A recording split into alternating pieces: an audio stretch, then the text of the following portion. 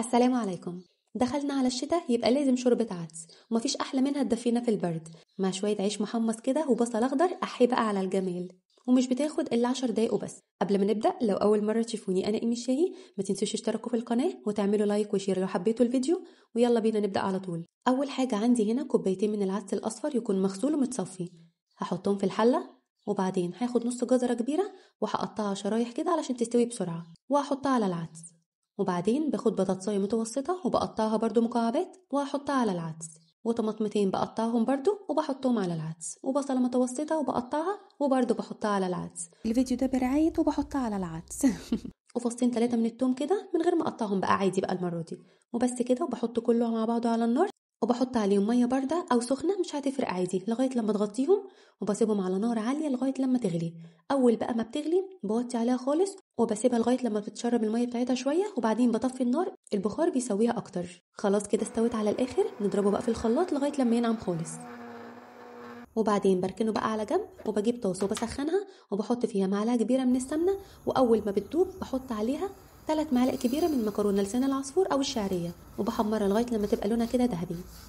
وبعدين بحط عليها كوبايه من الميه، برضو ميه بارده او سخنه مش هتفرق، وبغطيها وبسيبها لغايه لما بتستوي.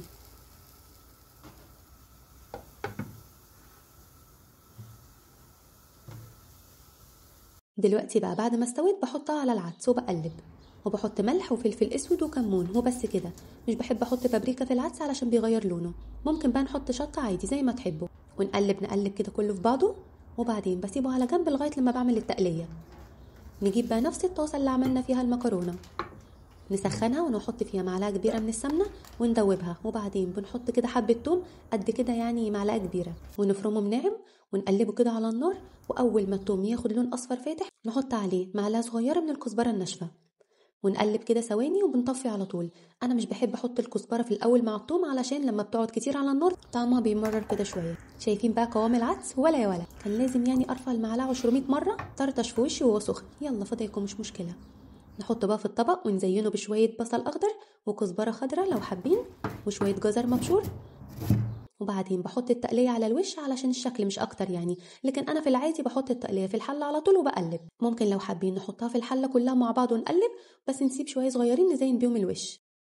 واخر حاجه بحط شويه من العيش المحمص وبس كده خلاص. طبق طعمه ولا يا ولا، ما بياخدش 10 دقايق وبيكون جاهز، مع شويه خس بقى وبصل اخضر يا خراشي بقى على الجميل. ما تنسوش لو عجبكم الفيديو وحبيتوه تعملوا لايك وشير وتشتركوا في القناه لو لسه مش مشتركين، واشوفكم ان شاء الله على خير الفيديو الجاي. باي باي.